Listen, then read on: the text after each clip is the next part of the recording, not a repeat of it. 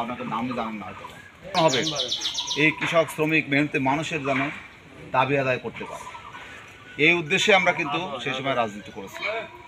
আসলে পরাহিত এখন মনে করি যে আসলে এই বিগত 1 বছরও হয়নি আওয়ামী লীগের সম্পর্ক ছিল আপনাদের ফোর্স বাই ফোর্স করে হচ্ছিল এবং মানসিকভাবে আপনারা অবস্থান নিয়েছিলেন। এখন রাষ্ট্রীয় পরিবর্তন হওয়ার সম্ভাবনা রয়েছে, অন্তত দেশের মানুষের মনে একটা পরিবর্তন হয়েছে। এখন এই পরিবর্তনকে আমাদের মতো করে এ দেশের আগামীতে যে কোনো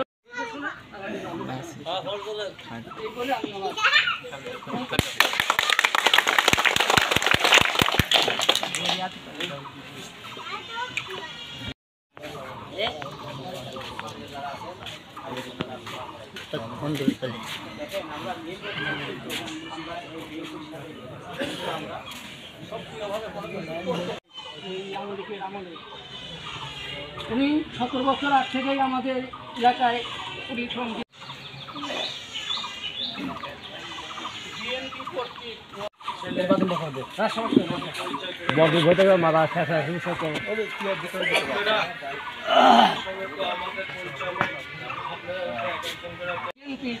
কর্মী যুবক আপনারা সবাই জানেন এই আগামী নির্বাচন জাতীয় নির্বাচন অনুষ্ঠিত হতে যাচ্ছে। সেই উপলক্ষে আমাদের আজকের এই অধিবেশন উঠান বৈঠক।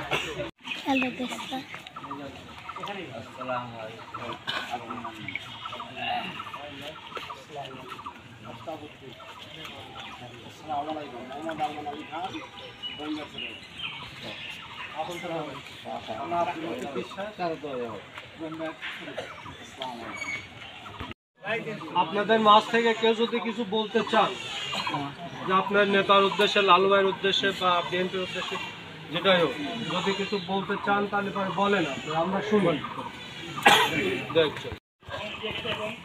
জিহাদ